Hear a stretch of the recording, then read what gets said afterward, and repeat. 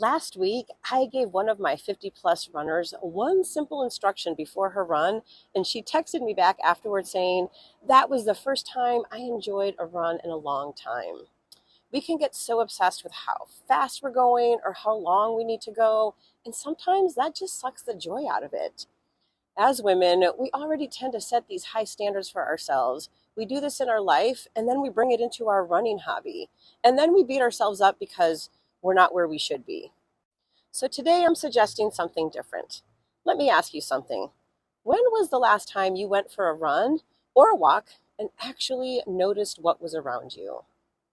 Not just seeing it, but really noticed it and took it in. Most of the time, we're too busy monitoring everything. We're checking our watches, we're worried about our pace, we're wondering if we should be running more and walking less. We're comparing ourselves to that woman who just passed us. We're thinking about how much further we have to go. And this all makes sense. We've been taught that running is about performance. It's about pushing, all about the data and having to improve and making sure we're doing it right. But here's what happens when every run becomes a performance review. Our body starts to associate running with stress, with criticism, with not being good enough, and eventually we just start hating it and end up not doing it anymore. Even though part of us still wants to be a runner, even though we keep thinking, I can just get back out there again. So here's the truth. We can't sustain something that feels like punishment.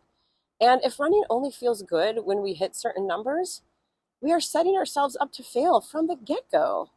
So what if, for your next walk or run, you give yourself a completely different job? Not to run faster, not to run farther, not to walk less, but to find every red thing that you can. That's it. That's the assignment.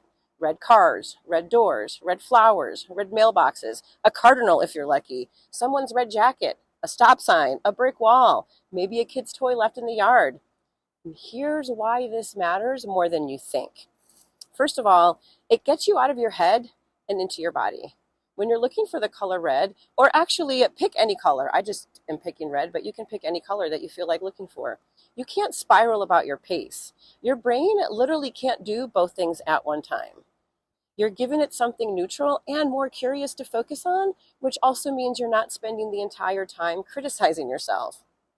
And you know what happens when you're not criticizing yourself? Your shoulders drop, maybe your jaw unclenches, breathing is easier. You might even notice that you're moving a little lighter. You're actually relaxing into it.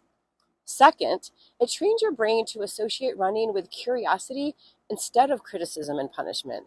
Every time you spot something red, you're giving your nervous system a little hit of, oh, that's interesting.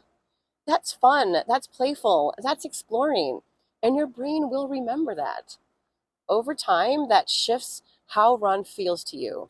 It stops feeling heavy, stressful, something that you're dreading, and starts becoming something more enjoyable and sustainable. And here's another important part of this, especially if you're someone who's restarting again or struggling to stay consistent. You need to build trust with yourself again. And you can't build trust through punishment or by forcing yourself to hit numbers that don't feel good in your body. You build trust by showing up and having experiences that don't hurt and actually feel enjoyable. Looking for the color red? That is safe, it's easy, it's a doable way just to show up.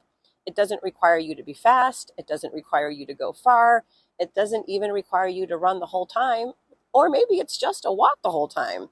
It just requires you to be present, to be mindful and intentional, to be curious, and to move your body in a way just because, without having any conditions on it. And every time you do that, every time you go out and have an experience that feels okay, or even really good, you're retraining your brain to believe, I can do this. This is something I can sustain. Because that's what we're really after here, isn't it?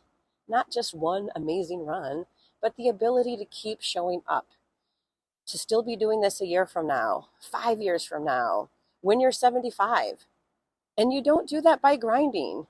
You get there by making it feel like something you actually want to do. So this is your challenge of the week. On your next walk or run, it can be any length, it can be any pace, walk as much as you need or the whole thing. Your only job is to count how many red things you see. Again, change up the color if you want. That's it. Don't worry about your time. Don't worry about your distance. Just see how many things you can find. And then pay attention to how you feel afterward. Not how fast you went, not how far, don't care about your stats, but how it felt to be out there. Did it feel a little lighter, a little easier, a little less like something that you had to endure? That's what we're looking for. Because if we can string together enough runs that feel like that, runs that feel curious and present instead of stressful and hard, you'll become someone who actually wants to keep running, not someone who's white knuckling through it. And that version of you, she's the one who's still going to be lacing up her shoes 5 years from now. So go give it a try, look for red, and if you want, I would love for you to come back and leave a comment under this video. Tell me what you noticed, how many things you noticed, and maybe some things that popped out and really surprised you. I would love to hear about it. And if you're someone who's been struggling to stay consistent or keeps restarting but can't seem to make it stick, I am making a video every week with a little challenge just like this one. So make sure to subscribe so you don't miss them. All right, I can't wait to hear from you.